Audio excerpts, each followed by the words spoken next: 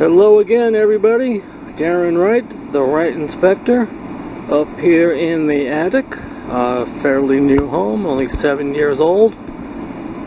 It's a Dorn home, and I have come across this in a few of the homes in the community. We have a high efficiency furnace. These furnaces do put out a lot of moisture due to the high efficiency factor, and that moisture has to drain out into a drain line, usually the condensate drain line from the AC.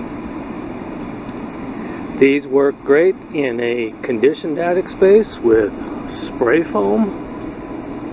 This one, however, is not. We've got conventional blown-in insulation.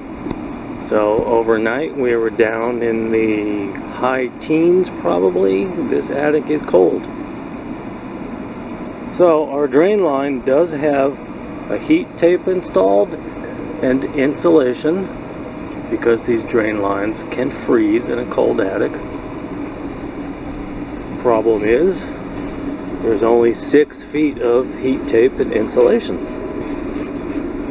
This drain line continues down there and then goes into the bathroom. So somewhere along here this drain line is frozen, and there's a T here with a cap on it for some reason that's clean out for the P-trap, I guess. That is overflowing and leaking on the ceiling. We also have a spot over here where these joints are not glued. That is leaking too. So while the heat tape might be working here, it's not doing anything for the other 12 feet. We're going to shut this system down because this is going to result in ceiling damage if we keep it going. So this can be fixed easy. More heat tape, more insulation, blown insulation to bury the pipe.